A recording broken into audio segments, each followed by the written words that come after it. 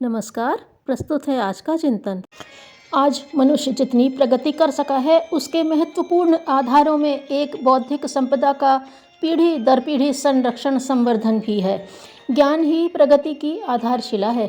ज्ञान रहित मनुष्य अन्य पशुओं की तरह ही आदिम, अनगढ़, अपरिष्कृत प्रवृत्तियों और आवेगों से परिचालित जीवन जीता है और मानवीय गरिमा का अर्थ तक नहीं समझ पाता।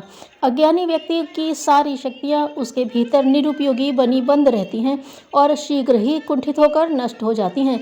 जिन शक्तियों के बल पर मनुष्य संसार में एक से एक ऊंचा कार्य कर सकता है, बड़े से बड़ा पुण्य परमार्थ संपादित करके अपनी आत्मा को भव बंधन से मुक्त करके मुक्ति मोक्ष जैसा परम पद प्राप्त कर सकता है, उन शक्तियों का इस प्रकार नष्ट हो जाना मानव जीवन की सबसे बड़ी क्षति है।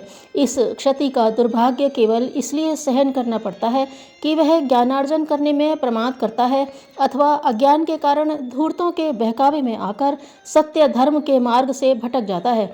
मानव जीवन को सार्थक बनाने, उसका पूरा लाभ उठाने और आध्यात्मिक स्थिति पाने के लिए सद्ज्ञान के प्रति जिज्ञासु होना ही चाहिए और विधिपूर्वक जिस प्रकार भी हो उसे उसकी प्राप्ति करनी चाहिए। जड़तापूर्वक जीवन जीना मृत्यु से भी बुरा है।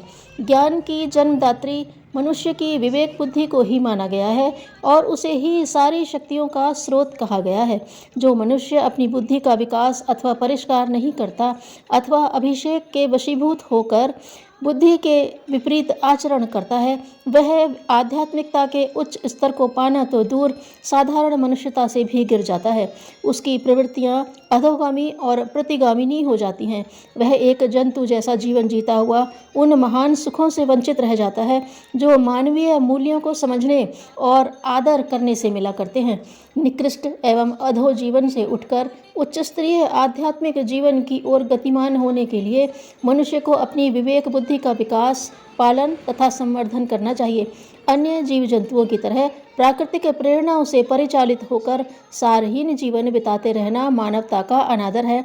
उसे परमपिता परमात्मा का विरोध है। उस परमपिता परमात्मा का विरोध है जिसने मनुष्य को ऊर्ध्वगामी बनने के लिए आवश्यक क्षमता देने का अनुग्रह किया है। आध्यात्मिक ज्ञान सिद्ध करने में बुद्धि ही आवश्यक तत्व है।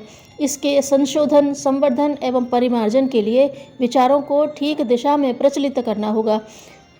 विचार प्रक्रिया से ही बुद्धि का विकास होता है। जिसके विचार अधोगामी अथवा निम्न स्तरीय होते हैं उसका बौद्धिक पतन निश्चित है। विचारों का पतन होते ही मनुष्य का संपूर्ण जीवन दूषित हो जाता है। फिर वह न तो किसी मांगलिक दिशा में सोच पाता है और न उस ओर उन्मुख ही हो पाता है। अनायास ही वह गर्हित गर्त में गिरता हुआ अपने जीवन को अधिकाधिक नारकीय बनाता चला जाता है। पतित विचारों वाला व्यक्ति इतना अशक्त एवं असमर्थ हो जाता है कि अपने फिसलते पैरों को स्थिर रख सकना उसके वश की बात नहीं रहती। ज्ञान मूलक आध्यात्मिक जीवन प्राप्त करने का यथार्थ अर्थ विचारों को उपयुक्त दिशा में विकसित करना ही है। विचारों के अनुरूप ही मनुष्य का जीवन निर्मित होता है। यदि विचार उदात्त और ऊर्ध्वगामी हैं तो निश्चय ही मनुष्य निम्न परिधियों को पार करता हुआ ऊंचा उठता जाएगा और उस सुख शांति का अनुभव करेगा जो उस आत्मिक ऊंचाई पर स्वतः ही प्राप्त हो जाती है। स्वर्ग नरक किसी अज्ञात क्षितिज पर बसी बस्तियां नहीं हैं, उनका निवास मनुष्य के विचारों में ही होता है। सद्विचार स्वर्ग और असद्विचार नरक का रूप धारण कर लिया करते हैं। विचारों का विकास एवं उनकी निर्विकारिता दो बातों पर निर्भर है, सत्संग एवं स्वाध्याय। विचार बड़े ही संक्रामक, संवेदनशील तथा प्रभावग्राही होते हैं। जिस प्रकार के व्यक्तियों से संसर्ग में रहा जाता है, मनुष्य के विचार भी उसी प्रकार के बन जाते हैं। व्यवसायी व्यक्तियों के बीच रहने, उठने बैठने, उनका सत्संग करने से ही विचार व्यावसायिक, दुष्ट तथा दुराचारियों की संगति करने से कुटिल और कलुषित बन जाते हैं। उसी प्रकार चरित्रवान तथा सदात्माओं का सत्संग करने से मनुष्य के विचार महान एवं सदाशयतापूर्ण बनते हैं। आज के युग में संत पुरुषों का समागम दुर्लभ है। न जाने कितने धूर्त तथा मक्कार व्यक्ति वाणी एवं वेश से महात्मा बनकर ज्ञान के जिज्ञासु, भोले और भले लोगों को ठगते घूमते हैं। किसी को वाणी अथवा वेश के आधार पर विद्वान अथवा विचारवान मान लेना निरापद नहीं। आज मन वचन कर्म से सच्चे और असंदिग्ध ज्ञान वाले महात्माओं का मिलना यदि असंभव नहीं तो कठिन अवश्य है।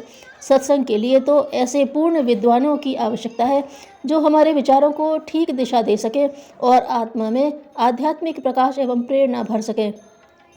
वक्तृत्वता के बल पर मनचाही दिशा में भ्रमित कर देने वाली वाकवीरों के से सत्संग का प्रयोजन सिद्ध न हो सकेगा। ऐसे प्रामाणिक प्रेरणा पुंज व्यक्तित्व आज के युग में विरले हैं। जो हैं भी उनकी खोज तथा परख करने के लिए आज के व्यस्त समय में किसी के पास पर्याप्त समय नहीं। इन सब कठिनाइयों को देखते हुए स्वाध्याय ही सर्वोत्कृष्ट सत्संग का माध्यम सिद्ध होता है। पुस्तकें विद्वानों का बौद्धिक शरीर है, उनमें उनका व्यक्तित्व बोलता है, वह भी बहुत ही व्यवस्थित ढंग से। प्रत्येक शिक्षित व्यक्ति को स्वाध्याय रूपी सत्संग के द्वारा ही ज्ञान का प्रकाश सरलता से मिल सकता है। इसलिए हर एक जागरूक व्यक्ति नागरिक को जहाँ स्वयं स्वाध्याय में सदा प्रवृत्त रहना चाहिए, वहीं दूसरों को भी इस हेतु प्रेरणा देते रहना चाहिए। यह एक बड़ी लोक सेवा होगी। स्वयं भी ज्ञान यज्ञ करना और दूसरों से भी कराना एक बड़ा पुण्य कर्तव्य है। अपनी राह आप बनाएं ताकि सफलता के लक्ष्य तक पहुँचें। धन्यवाद।